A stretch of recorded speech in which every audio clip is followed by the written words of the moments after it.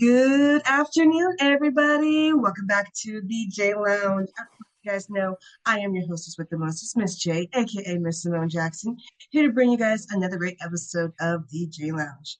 Of course, you guys know the J Lounge is a celebrity-based podcast show where we talk with actors, directors, filmmakers, you name it. Of course, you guys know I am very excited to be introducing my next guest. He is a director, writer, and producer here to talk about his work, his latest projects, and his goals as a filmmaker. I'm very excited for you guys to get to know him. Everyone, please give a super warm welcome to Aaron J. Davis. Hi, Aaron. How you doing?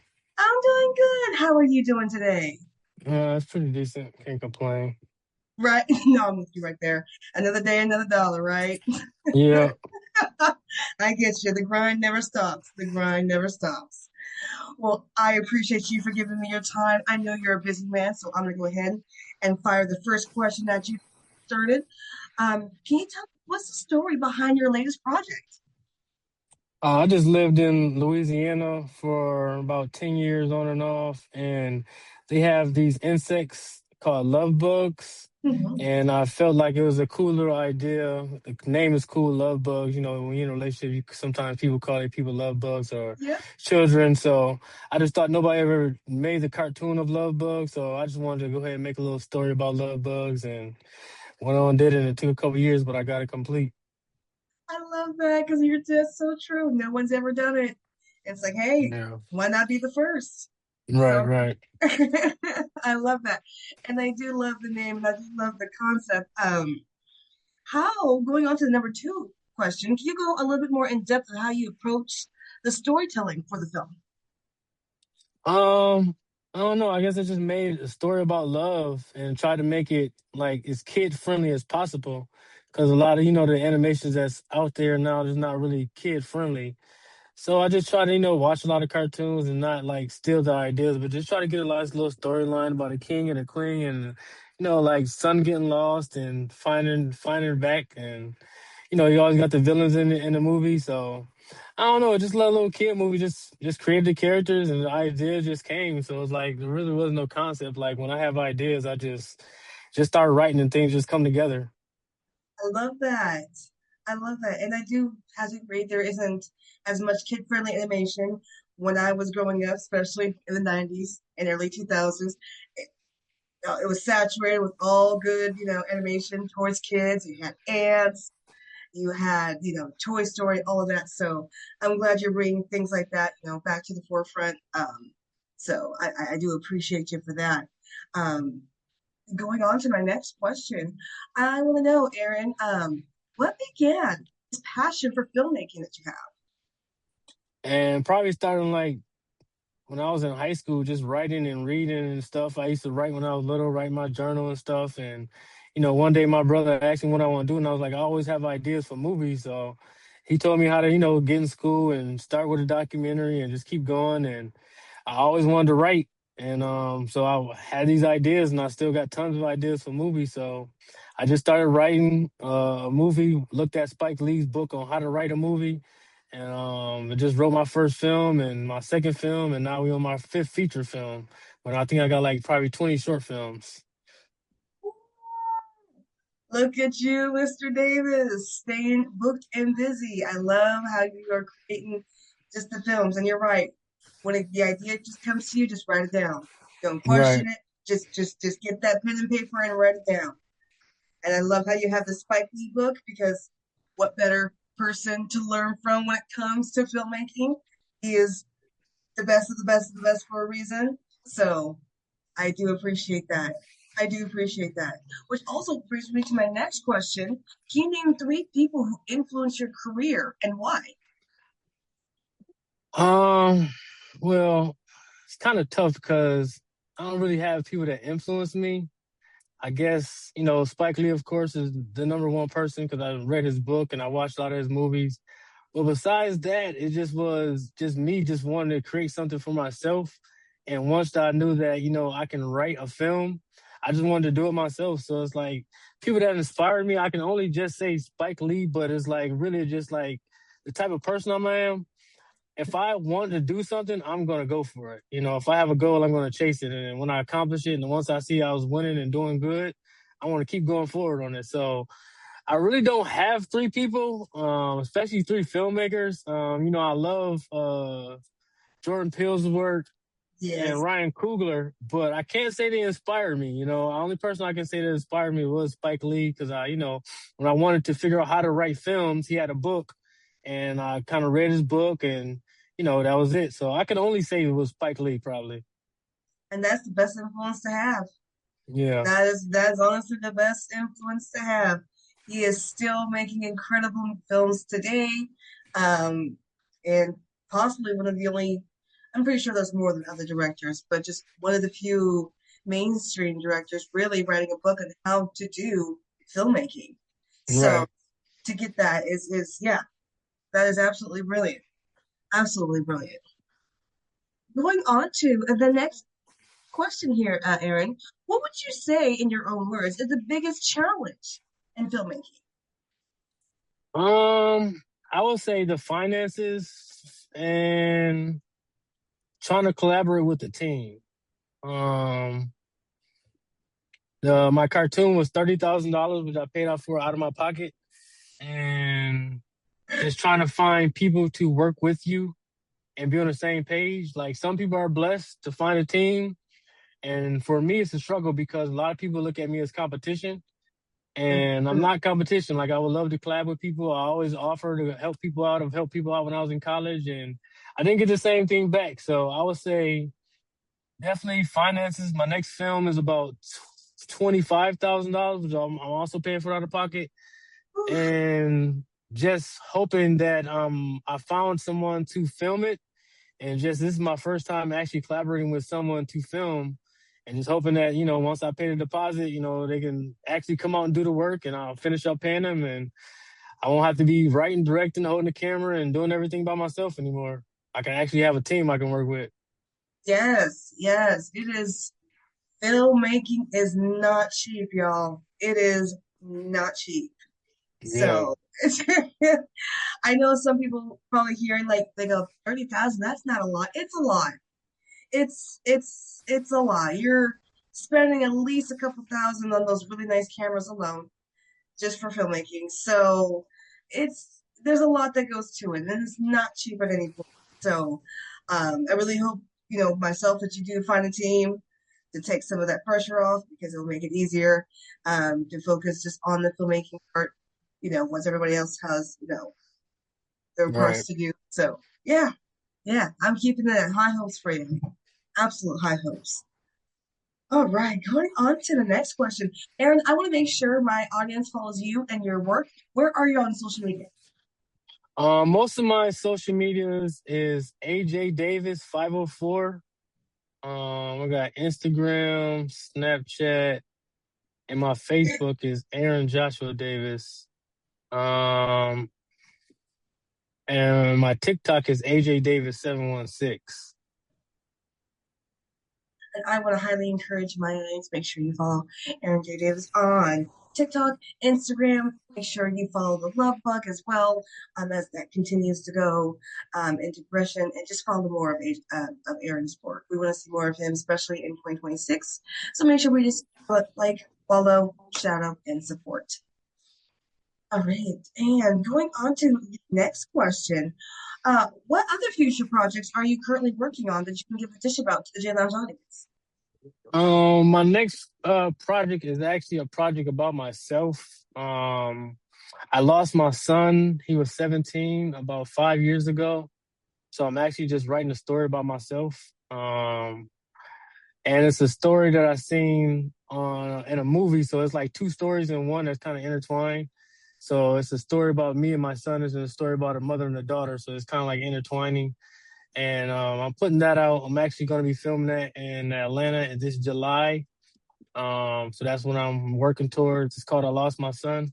So we're hoping to get that filmed and done and out by at least October. This will be my fifth feature film. So yeah, this is my next project. Oh my goodness. Well, I give all the support here to you. I hope that gets up and going for you. And I definitely highly encourage my audience. Make sure you follow and upkeep with Aaron for updates for that film.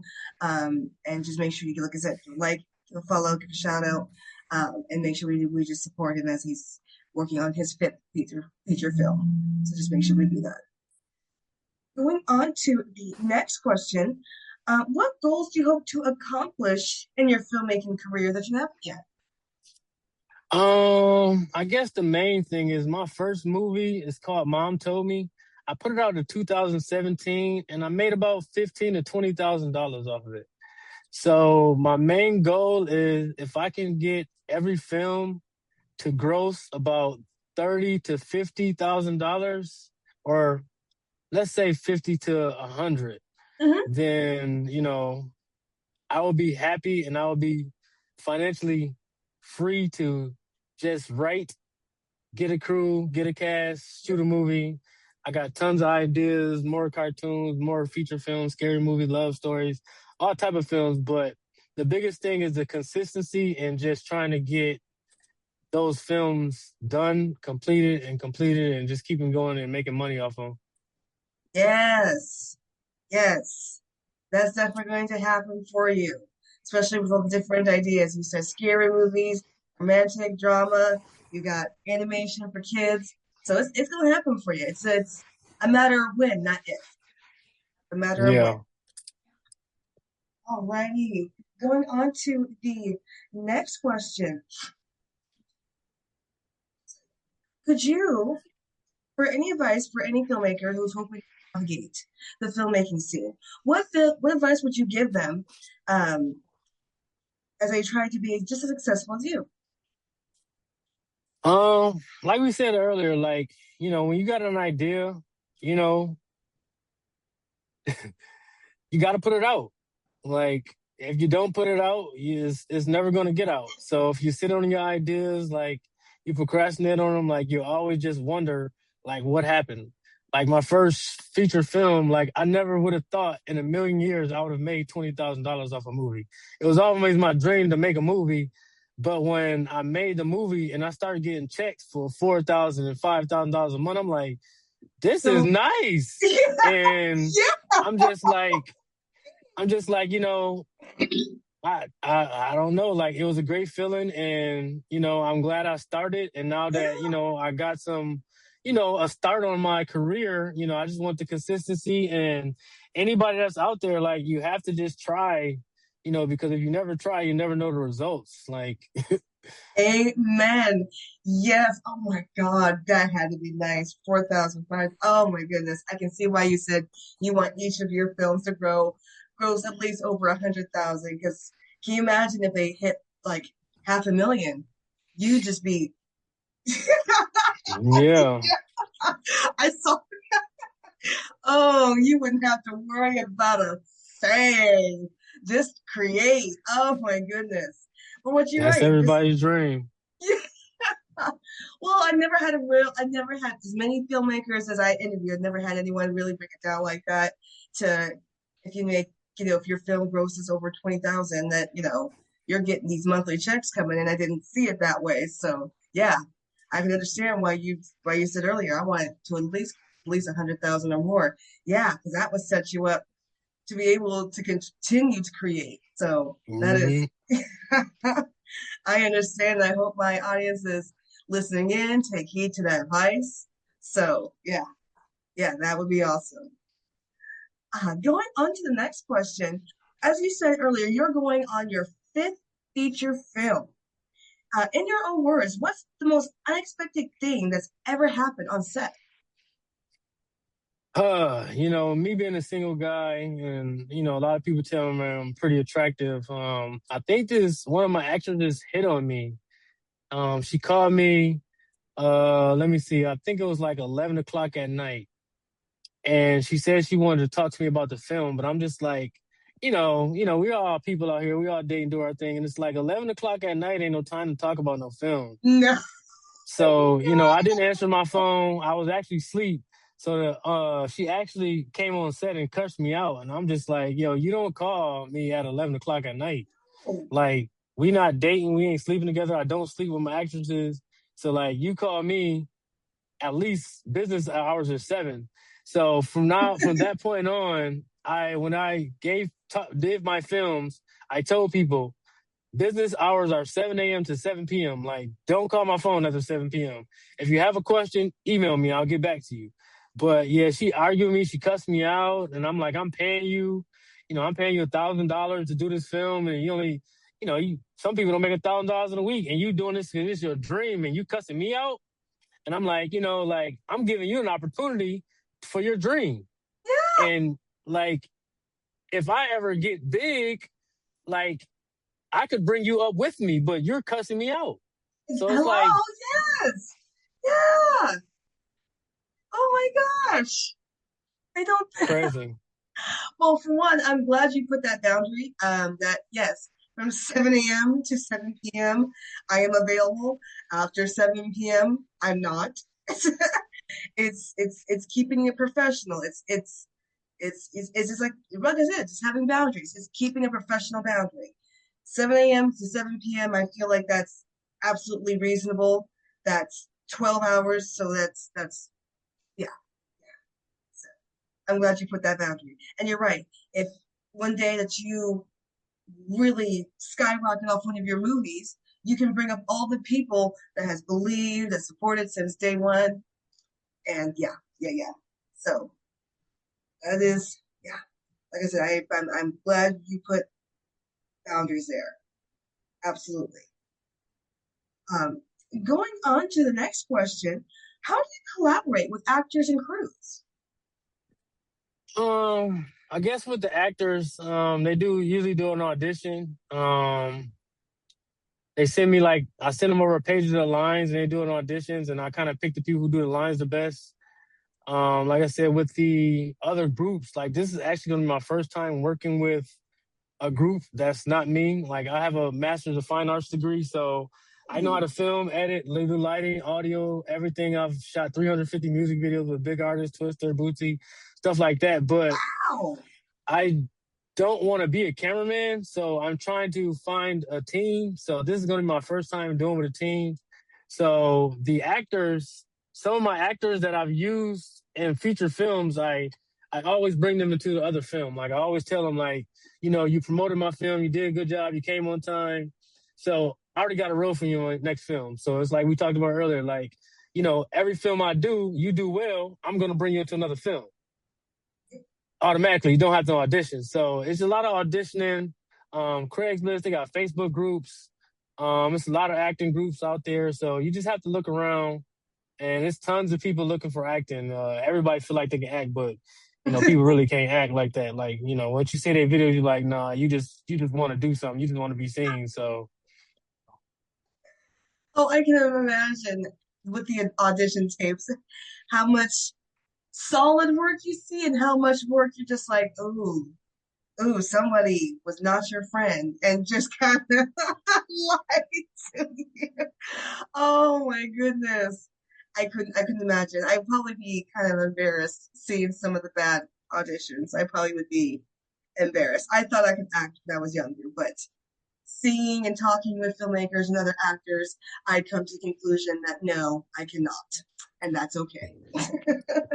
Oh. yeah.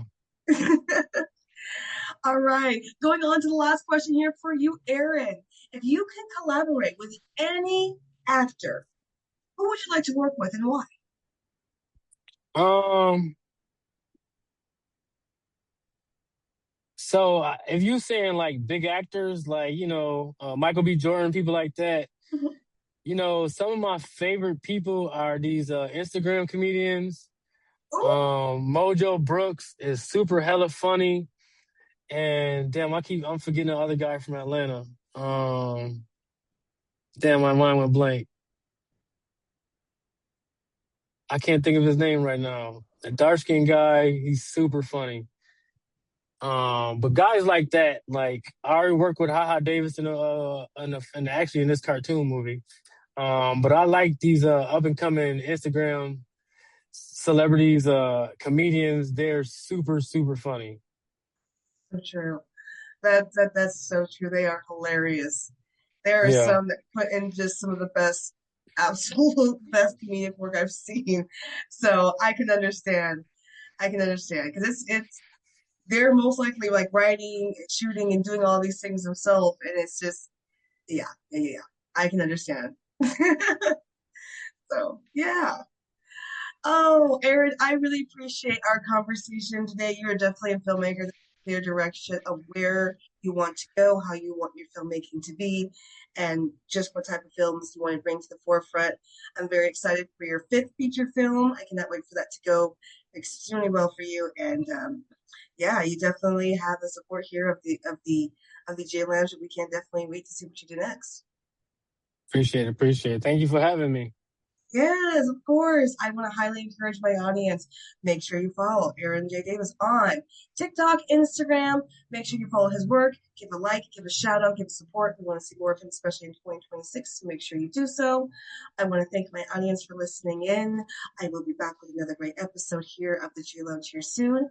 And don't forget, everyone, we are on Roku on demand. So make sure you guys check us out there. Until then, with another great episode, I will be back.